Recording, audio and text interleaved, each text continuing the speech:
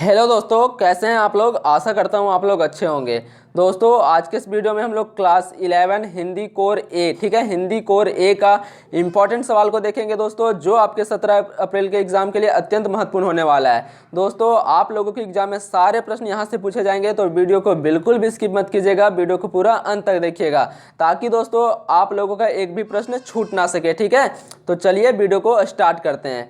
देखिए फ्रेंड्स, खंड का में आपका अपठित बोध है। ठीक है, निम्नलिखित पद्यांश को ध्यानपूर्वक पढ़कर प्रश्न संख्या 1 से 4 के लिए सही विकल्प का चयन कीजिए। ठीक है, ये आपका पद्यांश है दोस्तों। इस पद्यांश को आपको अच्छे ढंग से पढ़ना है और इससे संबंधित सवालों का जवाब देना है। ठीक है, देखिए इस पद्यांश का क्वेश्चन नंबर 1 देखिए फ्रेंड्स, यौवन की तुलना, ठीक है, यौवन की तुलना किससे की गई है? झरना से, पर्वत शिखर से, नदियों से, पेड़ से।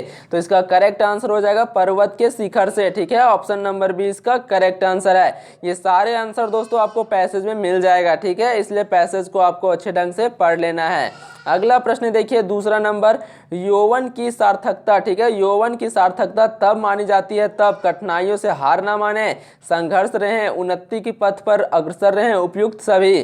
तो इसका करेक्ट आंसर हो जाएगा दोस्तों ऑप्शन नंबर डी, उपयुक्त सभी। अगला प्रश्न देखिए, कवि के अनुसार यौवन क्या है? कवि के अनुसार यौवन क्या है? चट्टानों से टक्कर लेना, नव उत्साह से नाता जोड़ना, विफल प्रयासों में दोगुना वेग भुजाओं में भरना, ये सभी।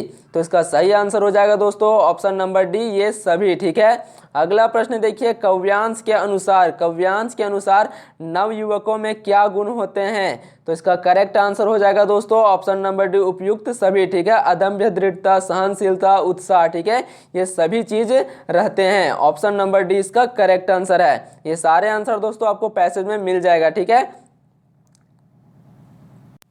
आगे देखिए दोस्तों, आपका फिर से गद्यांश आ गया। निम्नलिखित गद्यांश को ध्यानपूर्वक पढ़कर प्रश्न संख्या 5 से 8 के लिए सही विकल्प का चयन कीजिए। यह आपका गद्यांश है दोस्तों। इस गद्यांश को आपको अच्छे ढंग से पढ़ना है और इससे संबंधित सवालों का जवाब देना है। देखिए 5वां नंबर प्रश्न है, किसको कुछ नहीं मिलता? किसको कुछ नहीं मिलता? तो इसका करेक्ट आंसर हो जाएगा ऑप्शन नंबर बी, भाग्यवादी को। ठीक है, ऑप्शन नंबर बी इसका करेक्ट आंसर है। अगला प्रश्न देखिए, विश्व में जो देश आगे बढ़े हैं उनकी सफलता का रहस्य क्या है? अत्यधिक संसाधन, कठिन परिश्रम, औद्योगिकरण, भौगोलिक परिस्थिति। तो इसका करेक्ट आंसर हो जाएगा फ्रेंड्स कठिन परिश्रम। ठीक है, ऑप्शन नंबर बी इसका करेक्ट आंसर है। अगला प्रश्न देखिए 7वां नंबर, भाग्य का दूसरा नाम है। ठीक है, भाग्य का दूसरा नाम है आलस्य, कायरता, कठिन परिश्रम, भाग्यवादी। तो इसका करेक्ट आंसर हो जाएगा दोस्तों कठिन परिश्रम। ठीक है, ऑप्शन नंबर बी इसका करेक्ट आंसर है। नेक्स्ट प्रश्न देखिए 8वां नंबर, गद्यांश का सर्वाधिक उपयुक्त शीर्षक है। जो आपका गद्यांश दिया हुआ है दोस्तों, उसका शीर्षक क्या हो सकता है? परिश्रम, चींटी, भाग्यवादी, प्रतिभा। अधिकतर यहाँ पे परिश्रम का बात हो रहा है दोस्तों, तो इसलिए इसका जो उचित शीर्षक होगा वो आपका होगा परिश्रम। ठीक है, ऑप्शन नंबर 1 इसका करेक्ट आंसर हो जाएगा। खंड खा में देखिए फ्रेंड्स, खंड खा में आपका आ गया अभिव्यक्ति और माध्यम। ठीक है, अभिव्यक्ति और माध्यम। आलेख एक विधा है। आलेख जो है दोस्तों एक विधा है, गद्य लेखन का, लघु कथा का, उपन्यास की, नाटक की। तो इसका करेक्ट आंसर हो जाएगा गद्य लेखन का। ठीक है, ऑप्शन नंबर 1 इसका करेक्ट आंसर है। अगला प्रश्न देखिए 10वां नंबर, जनसंचार का श्रव्य माध्यम कौन सा है? तो इसका सही आंसर हो जाएगा रेडियो। ऑप्शन नंबर सी इसका करेक्ट आंसर है। बाकी हम लोग दोस्तों समाचार पत्र, पत्रिकाएं, दूरदर्शन, ये सभी चीज को हम लोग पढ़ते हैं। ठीक है, तो जो श्रव्य माध्यम है वो आपका है रेडियो।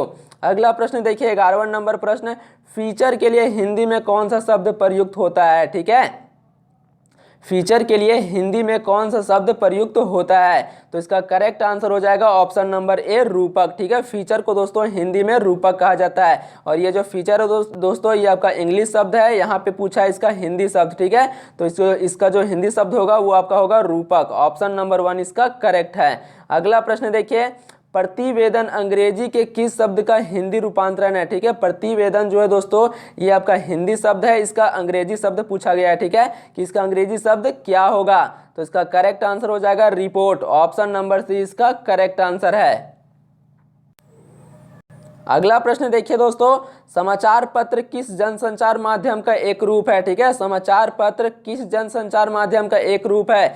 दृश्य श्रव्य माध्यम का, प्रिंट माध्यम का, श्रव्य माध्यम का, इनमें से कोई नहीं। तो इसका करेक्ट आंसर हो जाएगा ऑप्शन नंबर बी, प्रिंट माध्यम का। ठीक है, ऑप्शन नंबर बी इसका करेक्ट आंसर है। अगला प्रश्न देखिए, उल्टा पिरामिड शैली का प्रयोग निम्न में से किस लेखन में होता है? पत्र लेखन में, निबंध लेखन में, समाचार लेखन में, समाचार वाचन में। तो इसका करेक्ट आंसर हो जाएगा समाचार लेखन में। ऑप्शन नंबर डी इसका सही आंसर है। अगला प्रश्न देखिए 15वां नंबर प्रश्न, हिंदी में पहला समाचार पत्र का क्या नाम है? ये भी दोस्तों काफी इंपॉर्टेंट सवाल है यार। तो इसका करेक्ट आंसर हो जाएगा उदंड मार्तट। ठीक है, जो सबसे पहला समाचार पत्र था दोस्तों हिंदी में वो आपका उदंड मार्तट था। ठीक है, ऑप्शन नंबर बी इसका सही आंसर है। अगला प्रश्न देखिए, समाचार पत्र में कितने प्रकार के ककारों का प्रयोग किया जाता है? 1, 4, 2, 6।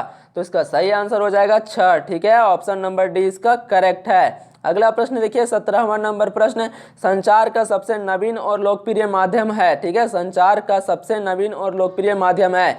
तो इसका सही आंसर हो जाएगा दोस्तों इंटरनेट। ठीक है, ऑप्शन नंबर सी इसका करेक्ट आंसर है। अगला प्रश्न देखिए 18वां नंबर प्रश्न, सूचनाओं का संकलन पर संपादक तक पहुंचने की जिम्मेदारी किसकी होती है? पत्रकार की, संपादक की, खिलाड़ी की, लेखक की? तो इसका करेक्ट आंसर हो जाएगा पत्रकार का। ठीक है, ऑप्शन नंबर ए इसका सही आंसर है। खंड गा में देखिए दोस्तों, खंड गा में आपका पाठ्य पुस्तक है। ठीक है, यहाँ से दोस्तों जो आपका प्रश्न होगा ये आपके पाठ्य पुस्तक से होगा। निम्नलिखित पद्यांश को ध्यानपूर्वक पढ़कर प्रश्न संख्या 19 से 22 के लिए सही विकल्प का चयन कीजिए। ठीक है, इसको आपको पढ़ना है दोस्तों, ये आपका पद्यांश है, इसको आपको अच्छे ढंग से पढ़ना है। ठीक है, इसका प्रश्न देखिए दोस्तों 19वां नंबर प्रश्न, प्रस्तुत पंक्तियां किस कविता से ली गई है? जो आपका ये पंक्तियां लिखा गया है दोस्तों ये आपका कौन से चैप्टर से लिया गया है? घर की याद, वे आंखें, प्रतीक, सबसे खतरनाक? तो इसका करेक्ट आंसर हो जाएगा वे आंखें। ठीक है, जो आपका ये लिखा गया है पंक्तियां दोस्तों ये आपका वे आंखें के कविता से लिया गया है। ठीक है, अगला प्रश्न देखिए 20वां नंबर, किन आंखों से कवि को डर लगता है? किन आंखों से कवि को डर लगता है? तो इसका करेक्ट आंसर हो जाएगा चीर शोषित किसान की आंखों से। ऑप्शन नंबर डी इसका सही आंसर है। अगला प्रश्न देखिए 21वां नंबर प्रश्न, किसान की आंखों की तुलना किससे की गई है? ठीक है, किसान की आंखों की तुलना किससे की गई है?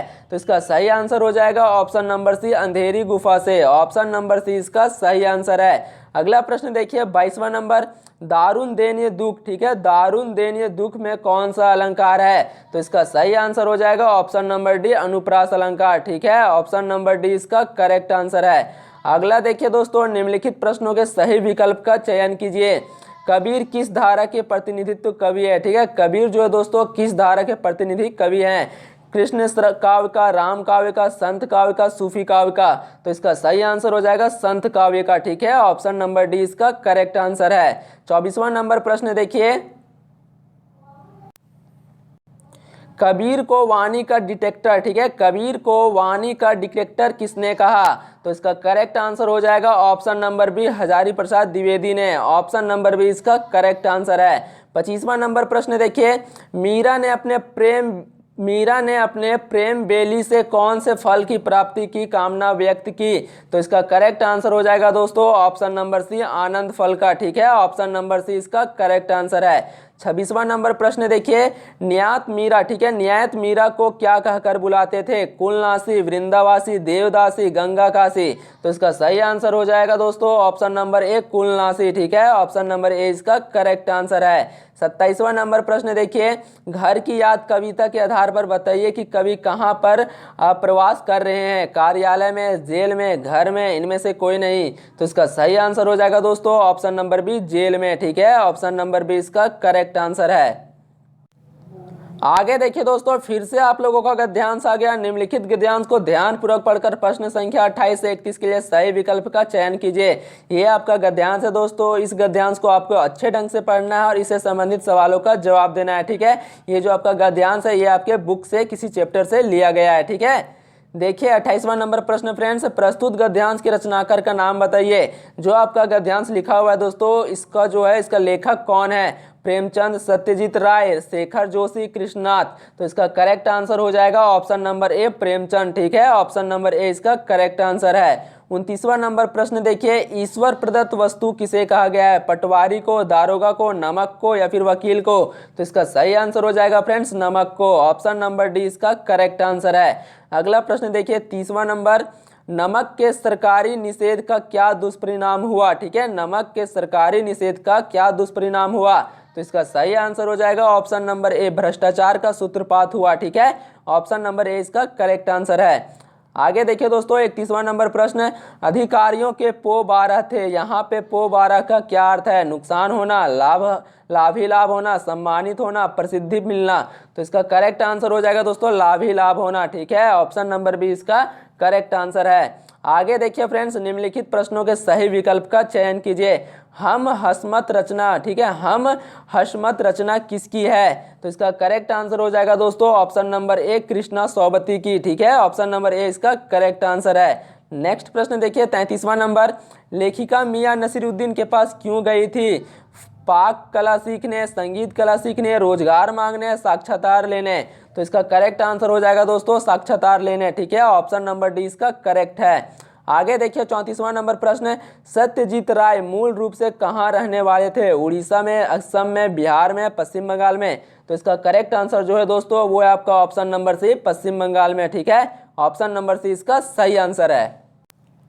आगे देखिए दोस्तों 35वां नंबर प्रश्न, कौन सी फिल्म की शूटिंग का काम 2.5 साल तक चला था? सोने के किला, पथेर पंचाली, बादशाही अंगूठी, जहांगीर की स्वर्ग मुद्रा। तो इसका करेक्ट आंसर जो है फ्रेंड्स वो है आपका option number B Pather Panchali. ठीक है, ऑप्शन नंबर बी इसका सही आंसर है। 36वां नंबर प्रश्न देखिए, पंडित अलोपीदीन, ठीक है, पंडित अलोपीदीन किस कहानी का पात्र था? दूध का दाम, नमक का दारोगा, ईदगाह, दो बैलों की कथा। तो इसका करेक्ट आंसर जो है दोस्तों वो है आपका ऑप्शन नंबर बी नमक का दारोगा। ठीक है, ऑप्शन नंबर बी इसका सही आंसर है।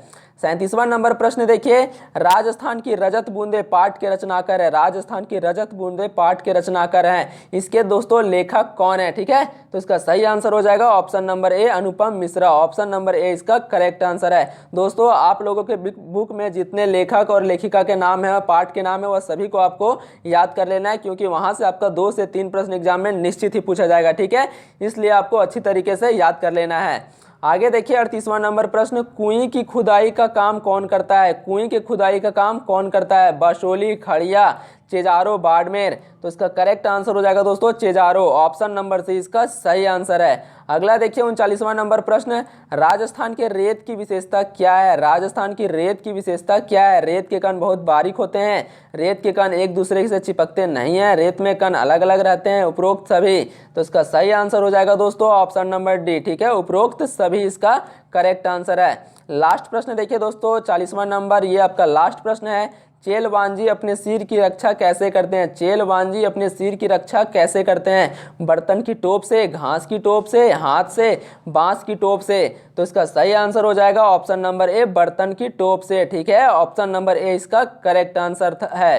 दोस्तों अगर वीडियो अच्छी लगी हो तो चैनल को ज़्यादा से ज़्यादा लाइक करें, सब्सक्राइब करें, कमेंट करें और इसे दोस्तों के साथ ज़्यादा से ज़्यादा शेयर करें। मिलते हैं दोस्तों नेक्स्ट वीडियो में, तब तक के लिए जय हिंद, जय भारत।